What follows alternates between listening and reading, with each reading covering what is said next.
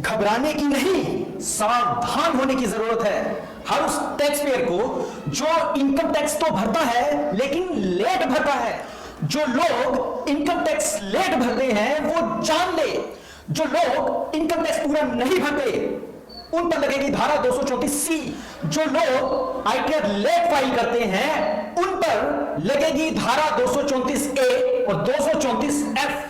Income tax department बहुत सख्त हो गया है उन सभी टैक्स पेयर के लिए जो इनकम टैक्स को लेकर बड़ी लापरवाही दिखाते हैं।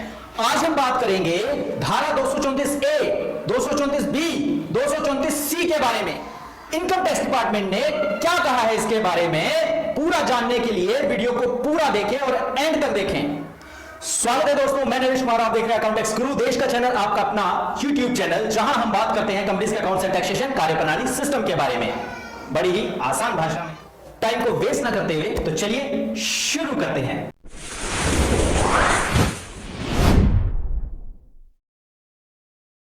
वीडियो अच्छी लगी हो तो वीडियो को लाइक करें, चैनल पर अगर आप पहली बार आए हैं तो सब्सक्राइब करें चैनल को, और दोस्तों बेल आइकन को हिट करना बिल्कुल ना भूलें ताकि जब भी हमारी कोई नई अपडेट्स आए, नई वीडियो आए तो आपको सबसे पहले मिले।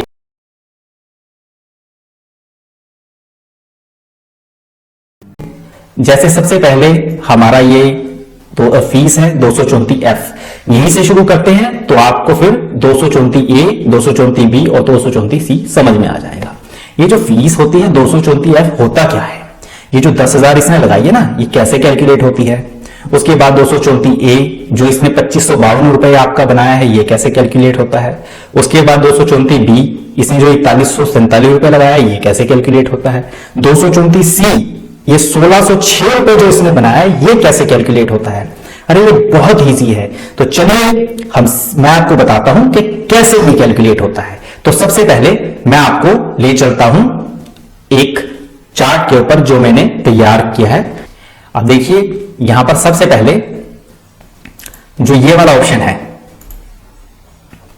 Penalty for late filing under section 234F, देखिए बहुत ही आसान तरीके से मैं आपको बताता हूं। 1 अप्रैल 2017 में इनकम टैक्स डिपार्टमेंट ने एक पेनल्टी का प्रावधान रखा था कि अगर आप इनकम टैक्स रिटर्न टाइम पर फाइल नहीं करोगे तो आपको पेनल्टी देनी पड़ सकती है, और ये यहां लिखा हुआ है 1 अप्रैल 2017 से पेनल्टी 10,000 रुपए तक आपको लग सकती है।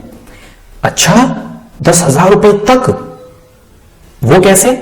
गवर्नमेंट ने इसे 2 भागों में डिवाइड किया हुआ है, आपकी इनकम को 2 भागों में बांट दिया। देखिए इसमें लिखा है late filing fees detail assessment year 19-20। मैं आपको 19-20 असेसमेंट ईयर के बारे में बताता हूं। देखो उस टाइम में क्या था कि गवर्नमेंट ने आपकी इनकम को 2 भागों में बांट दिया था। पहली 5 लाख रुपए तक अगर आपकी इनकम है या 5 लाख से कम है, और दूसरी 5 लाख से ज्यादा आपकी इनकम है, उसको अलग कैटेगरी में रख दिया था।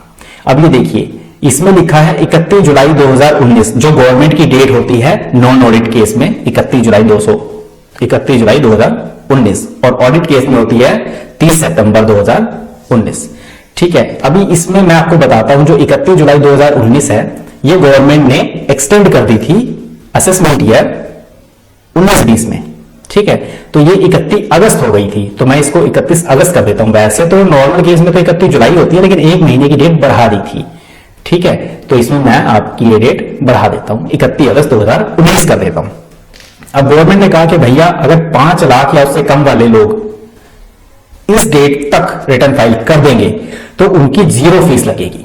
अच्छा, और 5 लाख से ऊपर वाले के लिए भी 0 है। उसके बाद जिनकी डेट फिर नेक्स्ट आती है 1 अगस्त के बाद, अगर कोई फाइल करेगा, अगर रिटर्न 1 अगस्त के बाद फाइल करेगा और 31 दिसंबर तक फाइल कर देगा, तो जो ये 5 लाख वाले हैं उनको सिर्फ 1,000 लेट फीस देनी पड़ेगी, और जो 5 लाख से ऊपर वाले हैं उनको 5,000 लेट फीस देनी पड़ेगी। अच्छा जी, ये बात है। हाँ, और 1 जनवरी 2020 से 31 मार्च 2020 तक अगर ये 5 लाख तक वाले लोग रिटर्न फाइल कर देते हैं तो उनको 1,000 फीस देनी पड़ेगी, और जो 5 लाख से ऊपर वाले हैं उनको 10,000 फीस देनी पड़ेगी। ओहो, तो ये बात है। बिल्कुल इसीलिए आप देखोगे जो आपका फॉर्म है उसके अंदर यहां पर 10,000 रुपए 234F में दिखाया हुआ है, क्योंकि आपकी जो इनकम है वो 5 लाख से ऊपर आती है। अब ये देखने के लिए आप ऊपर देख सकते हो कि आपकी जो इनकम है, ये देखिए टोटल इनकम आपकी 5,91,000 है, मतलब 5 लाख से ऊपर है।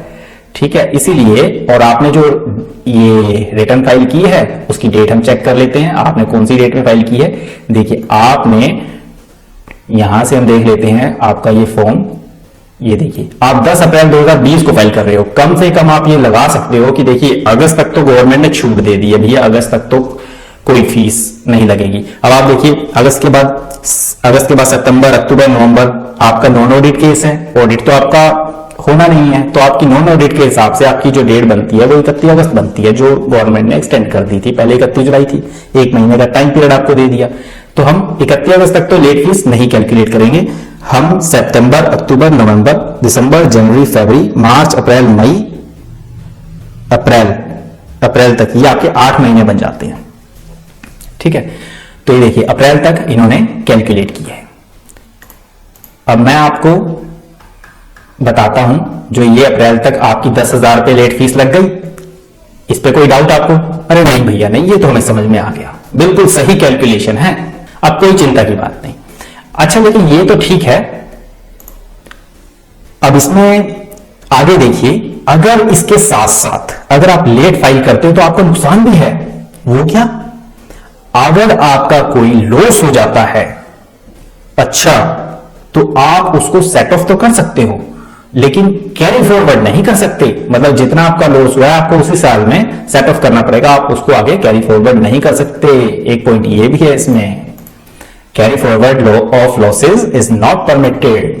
और साथ ही साथ मैं आपको बता दूं कि एक पॉइंट और भी है, अगर आप लेट फाइल करते हो तो डिले इन रिसीविंग रिफंड, आपका रिफंड आने में डिले हो सकता है। इसीलिए टाइम से रिटर्न फाइल कीजिए ताकि आपका जो रिफंड है वो भी टाइम पर आ पाए। अच्छा जी, हाँ। अब उसके बाद ये तो था आपका अंडर सेक्शन 234F, 234F मैंने आपको बता दिया। अब हम बात करते हैं अगले सेक्शन की तरफ। अब ये जो 234F है इसी के साथ जुड़ा हुआ है 234A। अब हम 234A के बारे में बात करते हैं।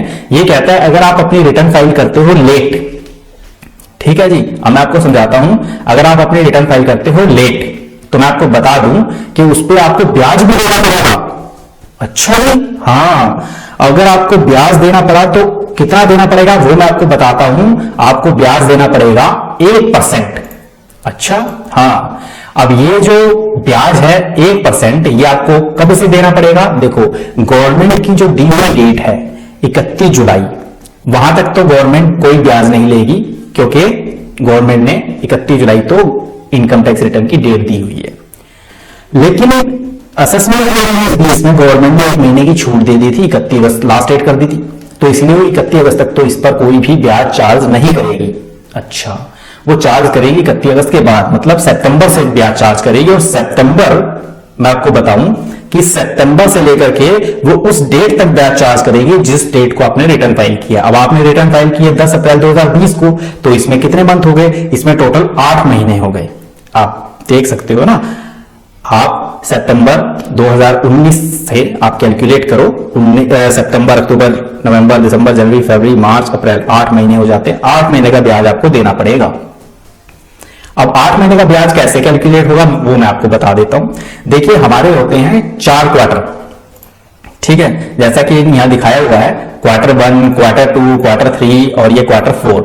अब ये जो क्वार्टर है आपके, ये क्या होता है? ये 3 महीने का एक क्वार्टर होता है। जैसा मैंने साइड में आपको हाथ का निशान दिया हुआ है, इसके अंदर 4 उंगली हैं। पहली उंगली में 3 मंथ है, अप्रैल, मई, जून, ये एक क्वार्टर हो गया। फिर जुलाई, अगस्त, सितंबर, ये दूसरा क्वार्टर हो गया। उसके बाद अक्टूबर, नवंबर, दिसंबर, तीसरा क्वार्टर हो गया। जनवरी, फरवरी, मार्च, चौथा क्वार्टर हो गया।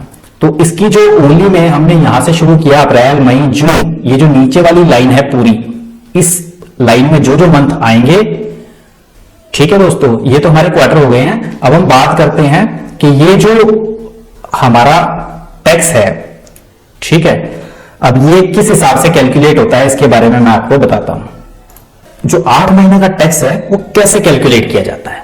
अरे भैया, जो 8 महीने का टैक्स है ना, अब वो देखो, मैं आपको कैलकुलेट करके बताता हूं कि कैसे कैलकुलेट होता है।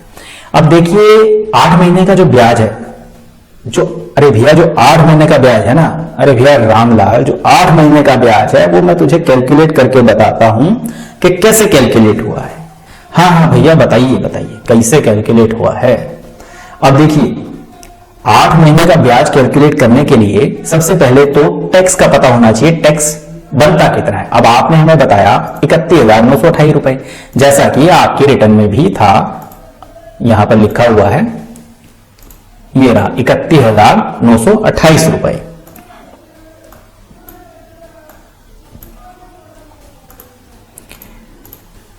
अब वही है 31,928 रुपए, यहां पर आपका टैक्स है। टैक्स के ऊपर 1% कैलकुलेट होगा, ठीक है। अब 1% कैलकुलेट हुआ, वो बनता है 319 रुपए। अब 319 रुपए हमने 8 महीने के लिए देने हैं, क्योंकि 8 महीने लेट हुई है। अगस्त के बाद आपने फाइल किया, सितंबर से लेकर के अप्रैल तक आपका काउंट होगा, तो 319 को 8 से गुना कर दीजिए और 2,554 रुपए आपका इंटरेस्ट पेबल आ जाएगा, ठीक है। अब ये देखिए हम मैच करके देखते हैं वहां क्या है। ये देखिए यहां कितना है, 2,554 रुपए। अब यहां पर कितना लिखा है आपका 234 में 2,552 रुपए। कोई नहीं, 2 रुपए चलो कम हुआ, ये थोड़ा वो एक्सेल में कैलकुलेट किया, सॉफ्टवेयर में कैलकुलेट, तो 2 रुपए का फर्क आ गया होगा। वैसे 2,552 रुपए, इस तरह से 234A कैलकुलेट हुआ। अब मैं आपको समझाता हूं, ये समझ में आया आपको? अरे हाँ भैया, तो बहुत अच्छे से समझाया आपने, तो हमें बहुत बढ़िया समझ में आया। अब मैं आपको 234B समझाता हूं। 234B भी बहुत ही आसान है। ये 4,147 कैसे कैलकुलेट हुआ ये मैं दिखाता हूं आपको। अब ये 234B है। अब 234B में बिल्कुल साफ स्पष्ट इसका थोड़ा सा कैलकुलेशन का जो फॉर्मूला है वो थोड़ा अलग है। पिछले वाले में आपने देख लिया, अब नए वाला ये 234B है, इसे ध्यान से समझो, बहुत ही आसान है। अब ये जो है, ये आपका जो कैलकुलेट होगा ये कुछ इस तरह से होगा। इसमें कहा जाता है कि आपको जो 234B है ये एडवांस टैक्स के ऊपर कैलकुलेट होता है। इसमें सीधा सीधा सा बताया गया है कि भैया अगर आपका टैक्स 10,000 रुपए से ऊपर है फाइनेंशियल ईयर में, 1 अप्रैल से लेकर 31 मार्च तक, अगर आपका टैक्स टोटल टैक्स पूरे साल का 10,000 रुपए से ऊपर है, तो आपको वो टैक्स साल खत्म होने के बाद नहीं देना है, वो आपको एडवांस में ही देना है और साल के बीच में ही खत्म कर देना है। और उसके लिए टाइम पीरियड भी दिया हुआ है, उसके लिए कैलकुलेशन भी दिया हुआ है, उसके लिए सब कुछ बताया गया है। और गवर्नमेंट कहती है कि भैया किस्तों में दे सकते हो। 4 किस्तें बनाई हैं गवर्नमेंट ने। अब ये देखिए मैं आपको बताता हूं कि ये 4 किस्तें क्या है। देखिए जैसे ये हाथ का निशान दिखाया हुआ है, इसमें 4 उंगली है, 1 2 3 4। एक एक उंगली को हम पकड़ते हैं। देखिए पहली उंगली में 3 कॉलम बने हुए हैं, ये 3 खाने बने हुए हैं। पहला है अप्रैल, दूसरा है मई, ये है जून। इसी तरह से ये जुलाई, अगस्त और ये सितंबर, ये अक्टूबर, नवंबर, दिसंबर, ये जनवरी, फरवरी, मार्च। तो इस तरह से इन 4 उंगलियों का यूज करेंगे हम समझाने के लिए। देखिए गवर्नमेंट ने 4 क्वार्टर में साल को डिवाइड कर दिया है। क्वार्टर का मतलब होता है 3 महीने का एक क्वार्टर। अब देखिए ये पहला क्वार्टर हो गया 3 महीने का, ये दूसरा क्वार्टर, तीसरा क्वार्टर, चौथा क्वार्टर। अब इस क्वार्टर के अंदर जो ये नीचे वाली लाइन आती है, मतलब अप्रैल मई जून, ये नीचे वाला जो खाना आता है, और इधर से ये दूसरी उंगली का नीचे वाला सबसे लास्ट, तीसरी उंगली का सबसे लास्ट, चौथी उंगली सबसे, मतलब ये पूरी नीचे वाली लाइन जो है, इस लाइन में जो जो मंथ आते हैं उन मंथ को आपने किस्त जमा करवानी है 15 तारीख तक। अब इन लाइन में कौन से आते हैं? इसमें आता है अप्रैल मई जून, 15 जून को जमा करवानी है, जुलाई अगस्त सितंबर 15 सितंबर को, अक्टूबर नवंबर दिसंबर 15 दिसंबर को, जनवरी फरवरी मार्च 15 मार्च को। ठीक है, मतलब आप 15 मार्च तक जमा करवा सकते हो। मतलब जब से ये क्वार्टर शुरू होता है और जब ये क्वार्टर खत्म होता है, इस क्वार्टर जैसे अप्रैल को शुरू हुआ और जून में खत्म हुआ, अप्रैल से जून में आप कभी भी अपना एडवांस टैक्स जमा करवा सकते हो। ठीक है, लेकिन उसके बाद नहीं, इस डेट तक आप जमा करवा सकते हो। ये यहां दिखाया गया है, ये इसमें टेबल में मैंने समझाया है, इसको ध्यान से देखो। एक क्वार्टर, फर्स्ट क्वार्टर, ये है आपका फर्स्ट क्वार्टर है, सेकंड क्वार्टर है, थर्ड क्वार्टर है, फोर्थ क्वार्टर है। अब इसमें डेट लिखी हुई है 15 जून, 15 सितंबर, 15 दिसंबर, 15 मार्च। फिर उसके बाद कितना कितना जमा करवाना है। देखिए भैया मैं आपको बता दूं कि पहले क्वार्टर में आपका टोटल टैक्स 15% जमा हो जाना चाहिए, टोटल टैक्स का 15% जमा हो जाना चाहिए। और दूसरे क्वार्टर में आपका 45% तक जमा हो जाना चाहिए। मतलब पूरा अप्रैल से लेकर फर्स्ट क्वार्टर से सेकंड क्वार्टर टोटल कह रहा हूं कि आपका 45% जमा हो जाना चाहिए पूरे साल के टैक्स का। और तीसरे क्वार्टर में आपका 75% तक जमा हो जाना चाहिए और चौथे क्वार्टर में पूरा 100% जमा हो जाना चाहिए। ऐसा नहीं है कि पहले क्वार्टर में 15% जमा करवाया, दूसरे क्वार्टर में 45% जमा करवाया और तीसरे क्वार्टर में 75% जमा करवाया। पहले क्वार्टर में 15 जमा करवाया तो अगले क्वार्टर में आप 30% जमा करवा सकते हो। तो 30 वो और 15 ये टोटल यहां तक 45 आ जाएगा। फिर अगले क्वार्टर में फिर 30% जमा करवा सकते हो, तो 45 और 30 75 हो जाएगा पूरा। मतलब यहां तक आपको 75% जमा कराना है। फिर उसके बाद आगे आपका बचा हुआ जो भी है वो टैक्स 100% हो जाएगा। लेकिन इसमें कहा गया है कि भैया टैक्स जब आप जमा करवाओगे आपका पूरे साल में 90% तक आपका जमा हो जाना चाहिए। अगर 90% तक जमा नहीं होता है पूरे साल में, मान लीजिए आप 100% जमा नहीं करवा पाते, आप थोड़ा कम करवाते हो, लेकिन 90% से ऊपर आपका जमा होना चाहिए, 90% से नीचे ना जाए। अगर नीचे जाता है 90% से तो भैया ब्याज लग जाएगा एडवांस टैक्स के ऊपर। एडवांस में देना है टैक्स, बिल्कुल सही है, लेकिन साथ में ब्याज भी देना है। अगर ब्याज की कैलकुलेशन होती है कि आप पूरे साल का जो टैक्स है वो जब आप एडवांस में जमा करवाओगे तो वो 90% से ऊपर होना चाहिए, 90% से नीचे ना हो, 90% तक आप उसको करवा लो। ठीक है, अब मैं इसमें कैलकुलेशन करके दिखाता हूं। जैसे मान लीजिए आपका पूरे साल का टैक्स आपने मुझे भी बताया था 31,928 रुपए, जैसा कि यहां पर भी दिया गया है 31,928 रुपए, आप देख सकते हो 31,928। अब मैंने इसी की कैलकुलेशन कर रहा हूं, 31,928 आपका पूरे साल का टैक्स है। तो मैं यहां पर 15% जमा करवा देता हूं, इसका वो बनता है 4789 रुपए। इस यहां पर आपका 45% इतना जमा हो जाना चाहिए दूसरे क्वार्टर तक। तीसरे क्वार्टर तक आपका 23,946 जमा हो जाना चाहिए और यहां पर आपका 100% जमा हो जाए, और नहीं तो 90% तक आप जमा करवा दो। अब मान लीजिए हमने यहां 1000 रुपए जमा करवाए, फिर दूसरे में हमने 2000 जमा करवा दिए, तो पिछला 1000 और नया 2000, यहां पर आपका 3000 तक जमा हो चुका है। आगे हमने 5000 जमा करवा दिए थर्ड क्वार्टर में, इसमें 5000 और प्लस 3000, यहां पर आपका टोटल 8000 बैलेंस दिखा दिया कि भैया 8000 तक आपका जमा हो चुका है टोटल। यहां तक पहुंचते पहुंचते आपने इसमें जो जमा करवाया वो आपने इसमें 90% तक जमा करवाना है। ठीक है, मान लीजिए आपने यहां पर अभी कोई टैक्स जमा करवाया नहीं था, यहां 90% जमा हो जाना चाहिए था यहां तक, लेकिन आपने शुरू से कोई टैक्स दिया ही नहीं। जो आपका वो ये ब्याज लग रहा है ना, उसको बताता हूं मैं लगा कैसे। आपने कोई एडवांस टैक्स नहीं दिया, आपने सोचा भैया बाद में देखेंगे। ठीक है, हाँ सही बात कह रहे हो भैया, ऐसा ही सोचा था। हमें पता ही नहीं था कि ऐसे बीच में एडवांस टैक्स भी देना होता है, नहीं तो हम जमा करवाते। तो इसीलिए मैं आपको कहता हूं जब भी आपका टैक्स बनता है 10,000 रुपए से ज्यादा तो आप उसे एडवांस में जमा करवाइए और इस टेबल के हिसाब से जमा करवाइए। ठीक है, और इन डेटों में जमा करवाइए और इन क्वार्टर्स में जमा करवाइए जैसा इसमें दिखाया हुआ है। अब देखिए, मान लीजिए आपने पूरे साल में 0 जमा करवाया, फोर्थ क्वार्टर में जब हम जोड़ने लगे हमने देखा कि आपका तो पूरे साल में टैक्स ही जमा नहीं हुआ और पूरा 31,928 रुपए आपका पड़ा हुआ है बैलेंस जो आपको जमा करवाना है।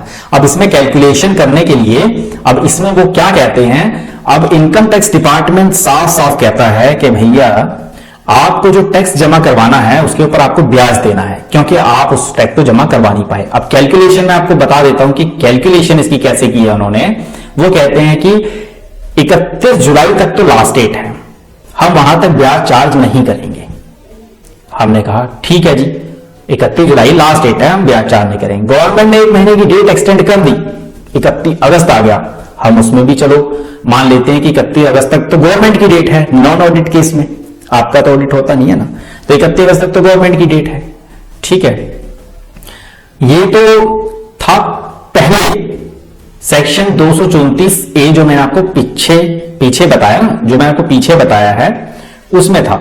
ठीक है, लेकिन 234B में क्या चेंज किया, 234B में कहा है कि भैया मैं आपने जितना भी टैक्स जमा नहीं करवाया, जितना जमा करवा दिया वो तो ठीक है, जो आपने जमा नहीं करवाया उसके ऊपर मैं 1% चार्ज करूंगा। अब आपने 0 जमा करवाया तो पूरे के ऊपर 1% चार्ज होगा 31,928 के ऊपर। अगर आप यहां तक 30,000 जमा करवा देते, 25,000 जमा करवा देते तो उसके ऊपर आपको ब्याज नहीं देना पड़ता, जो बच जाता है उसके ऊपर ब्याज देना पड़ता है। अगर आपने 20,000 जमा करवा दिया होता तो 20,000 के ऊपर आपको ब्याज नहीं देना पड़ता। ठीक है, मान लीजिए अब आपने यहां 0 जमा करवाया, कुछ भी जमा नहीं करवाया, तो आपको पूरे 31,928 के ऊपर ब्याज देना पड़ेगा। ठीक है, और नहीं तो आपको बैलेंस के ऊपर देना पड़ता, जो आप टैक्स जमा करवा देते हैं एडवांस में, जो रह जाता है उसके ऊपर देना पड़ता है ब्याज। ठीक है, अब आपने नहीं करवाया तो 31,928 के ऊपर हम इसे कैलकुलेट करके मैं आपको बताता हूं कि कैसे कैलकुलेट होता है ये। अब ये देखिए 1% इसका कैलकुलेट करना है। अब मैं नीचे लिख दिया है मैंने, बैलेंस टैक्स है आपका, जो भी बैलेंस टैक्स 31,928 रुपए है, इसके ऊपर 1% कैलकुलेट होता है 319 रुपए। अब 319 रुपए कैलकुलेट होता है, लेकिन 234B कहता है कि भाई मैं गवर्नमेंट की जो डेट है, जो गवर्नमेंट ने दी हुई है डेट के 31 जुलाई लास्ट डेट है, ये 1 महीने की डेट एक्सटेंड कर दी थी, 31 अगस्त लास्ट डेट हो गई थी। ठीक है, तो मैं उसे नहीं मानता। एडवांस टैक्स के केस में मैं उसे नहीं मानता। एडवांस टैक्स के केस में इनकम टैक्स डिपार्टमेंट कहता है कि भैया उन डेटों को कंसीडर नहीं करेंगे, उस डेट को छोड़ दो, उस डेट को कंसीडर नहीं किया जाएगा।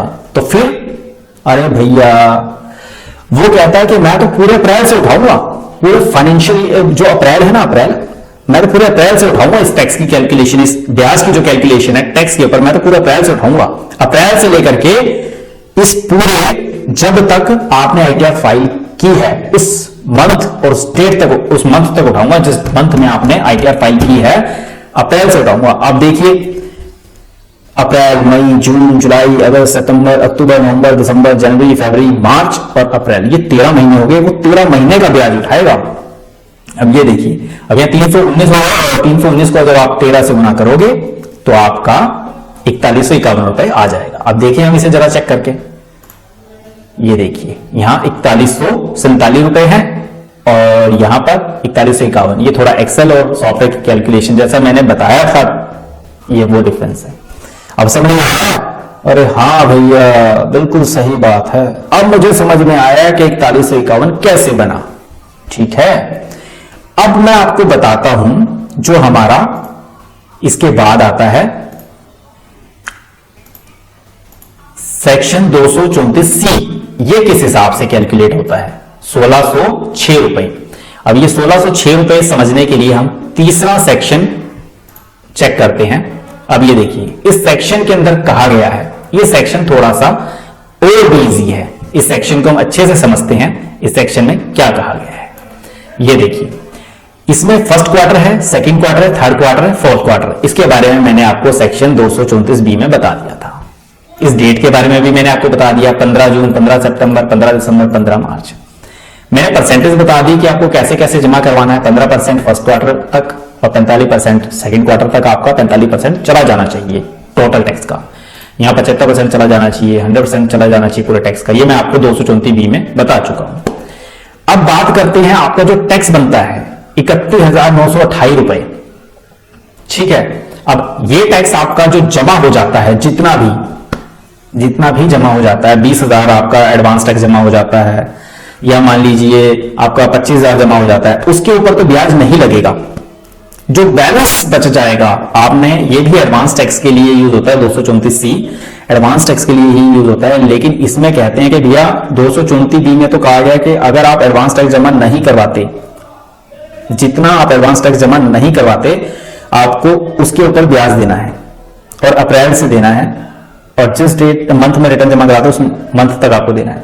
लेकिन 234C कहता है कि भैया आपने एडवांस टैक्स जमा नहीं करवाया, ठीक है, लेकिन इसमें भी ऐसा ही है कि जो टैक्स आपने पहले क्वार्टर में जमा करवाया, फिर दूसरे क्वार्टर, फिर तीसरे क्वार्टर, चौथे क्वार्टर में जमा करवाया, लेकिन उसमें हुआ क्या कि उसमें आपने कम जमा करवा दिया, करवाना था कुछ और करवा दिया कुछ, तो जो आपका बैलेंस बच जाएगा, जो डिफरेंस है, जितना करवाना चाहिए था 15% फर्स्ट क्वार्टर में आपने करवाया 13%, 14%, तो जो बच गया उसके ऊपर आपको ब्याज देना पड़ेगा। अब इसके ब्याज की कैलकुलेशन अलग है। अब इसके ब्याज की कैलकुलेशन क्या है ये मैं बताता हूं। देखो ये कहता है कि आपका 31,928 रुपए, ठीक है। अब हम समझाते हैं, जैसे 31,928 रुपए आपका टोटल टैक्स बनता है यहां। अब 31,928 रुपए ये आपका टोटल टैक्स जो बनता है, ये मैं आपको बता दूं, ये देखिए, इसमें 31,928 रुपए इसका आपने पहले क्वार्टर में जमा करवाया 15%, मतलब आपको 31,928 रुपए का 15% जमा करवाना चाहिए था, वो बनता है इतना, भाई 4789 रुपए आपको जमा कराने थे। तो दूसरे क्वार्टर तक आपका इतना जमा हो जाना चाहिए था 45% तक, तीसरे क्वार्टर का में आपका इतना जमा हो जाना चाहिए था, लेकिन वो जमा नहीं हो पाया। ठीक है, अभी नीचे हमने कितना डिपॉजिट किया इसमें मैं आपको बताता हूं। देखिए आपने जो एडवांस टैक्स डिपॉजिट किया 0 0 0 0, आपने कुछ भी जमा नहीं किया, तो अब डिफरेंस कितना आ गया भाई, इतना आपको जमा करवाना था, इतना आपने जमा करवाया। ठीक है, तो आपका डिफरेंस निकल कर आ गया पूरा पूरा। भाई इसमें तो आपको जमा हुआ नहीं है, तो सारा ही डिफरेंस है, ये देखिए सारा डिफरेंस है। अगर आप यहाँ कुछ जमा करवाते, जैसे इसमें आपने 3000 जमा करवा दिए हैं, 8000 जमा करा दिया, 20000 जमा करा दिया, 15000 जमा करा दिया, कुछ तो करवाते। अगर कुछ करवा देते तो इसमें से उसको माइनस कर देते, लेकिन हमने कुछ नहीं करवाया, इसीलिए सब में 0 है और पूरा का पूरा बैलेंस अब आपका निकल कर आ गया है। अभी मैं आपको बताऊं कि जो नीचे लिखा हुआ है कि 16 जून से लेकर के 15 सितंबर फॉर 3 मंथ, अब इसमें कहता है जो डिफरेंस है ना ये, इसके ऊपर आपको टैक्स देना पड़ेगा। अब टैक्स देने के लिए क्या है, इसमें कहा गया है कि भैया एक क्वार्टर, जो पहला क्वार्टर है उसका टाइम गवर्नमेंट ने दिया हुआ है अप्रैल मई जून, और डेट दी हुई है 15 जून। हर क्वार्टर में 15 तारीख ही है। वो कहते हैं कि अप्रैल से 15 जून तक आपको जमा करवाना है, तो अप्रैल से 15 जून तक तो वो ब्याज नहीं लगेगी, क्योंकि वो तो डेट है, ड्यू डेट है भाई, इसके अंदर अंदर जमा करवा दो, तो इस डेट तक तो आपसे ब्याज चार्ज नहीं करेंगे, वो चार्ज करेंगे इसके बाद। ठीक है, अब देखिए अब 16 जून से लेकर के आप, ये डिफरेंस आ गया, इस डिफरेंस के ऊपर आपका जो ब्याज कैलकुलेट होगा वो ऐसे कैलकुलेट होगा, मतलब 16 जून से कैलकुलेट होगा, क्योंकि अप्रैल मई जून 15 जून तक की तो गवर्नमेंट ने डेट दी हुई है, उस पर तो टैक्स जो भी बनता है उस पर ब्याज नहीं कैलकुलेट होगा, बैलेंस पर कैलकुलेट होगा। तो ये जो आपका जो बैलेंस है ये 16 जून से कैलकुलेट किया जाएगा। 16 जून से लेकर के अगली जो डेट है वो सितंबर तक की है, 15 सितंबर। भैया आपको 15 सितंबर तक अगली किस्त देनी है। ठीक है, तो 15 सितंबर तक आपका ब्याज होगा, और इसमें जो कैलकुलेट होता है, जैसे इसमें जो मंथ कैलकुलेट हुआ 16 जून से 16 जुलाई 1, 16 जुलाई से 16 अगस्त 2, 16 अगस्त से 16 सितंबर, 15 सितंबर 3। ठीक है, ये आपके 3 महीने हो गए। अब इन 3 महीनों का आपका इसमें क्या होता है कि दिन के हिसाब से कैलकुलेट नहीं होता कि 15 तारीख तक कैलकुलेट होगा, इसमें मंथ और पार्ट ऑफ द मंथ।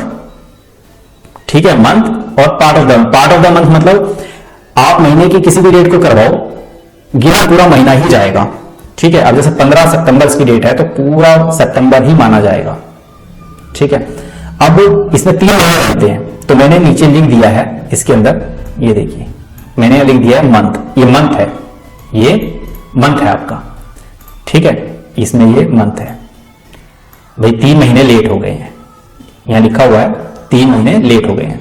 अगले वाले में भी आपने जमा नहीं करवाया, तो ये आपका गवर्नमेंट ने जो डेट दी हुई है वो डेट दी हुई है सितंबर, मतलब अप्रैल मई जून जुलाई अगस्त सितंबर, मतलब जुलाई से दूसरा क्वार्टर जो शुरू होता है वो जुलाई अगस्त सितंबर ये होता है। तो आपकी जो है 1 जुलाई से, मतलब 1 जुलाई से लेकर के आपकी 15 सितंबर तक तो कोई ब्याज नहीं लगेगा, लेकिन 16 सितंबर से आपका ब्याज लगना शुरू होगा। 16 सितंबर से लेकर के आपका 15 दिसंबर तक ब्याज लगेगा। तो ये हो गया आपके 3 महीने, सितंबर अक्टूबर नवंबर, सितंबर अक्टूबर नवंबर ऐसे नहीं है, 16 सितंबर से 16 अक्टूबर, और 16 अक्टूबर से 16 नवंबर, 16 नवंबर से 16 दिसंबर। ठीक है, अब ये देखिए 16 दिसंबर तक, 15 दिसंबर तक, सॉरी 15 दिसंबर तक आपका 3 महीने हो गए। अभी नीचे लिख दिया 3 महीने। अब दिसंबर के बाद थर्ड क्वार्टर आपका जो आता है वो 16 दिसंबर से शुरू हुआ, क्योंकि 15 दिसंबर तक तो ड्यू डेट थी थर्ड क्वार्टर की, 15 दिसंबर तक जमा करवा दो आप, 1 अक्टूबर से 15 दिसंबर तक जमा करवा दो। तो इस क्वार्टर में जो भी टैक्स बनता है उस टैक्स के ऊपर जो ब्याज कैलकुलेट होगा 15 दिसंबर तक तो नहीं होगा, 16 दिसंबर से 16 जनवरी, 16 फरवरी, 16 मार्च, ये 3 महीने हो जाते हैं 16 मार्च के। ठीक है, 15 मार्च तक के, 16 दिसंबर से 15 मार्च तक के 3 महीने होते हैं, तो ये मैंने 3 महीने लिख दिए। उसके बाद 15 मार्च के बाद क्या होता है, 15 मार्च के बाद 16 मार्च से लेकर के 31 मार्च तक, ये देखिए ना, यहां लिखा है मैंने 16 मार्च से 31 मार्च तक एक महीना बनता है। वैसे तो 15 दिन बनते हैं, लेकिन मैंने कहा ना मंथ हो या पार्ट ऑफ मंथ हो, मंथ की कोई भी डेट हो, भाई आपने 18 मार्च करवाया, 17 मार्च करवाया, तो वो पूरा महीना ही माना जाएगा। ठीक है, तो आपके बचे 15 दिन, तो उस 15 दिन का भी पूरा महीना ही माना जाएगा, पूरे महीने का ब्याज चार्ज होगा आपसे। ठीक है, तो अब इसके अंदर देखिए एक महीना ये ले लेते हैं। ठीक है, टोटल महीने हुए 10।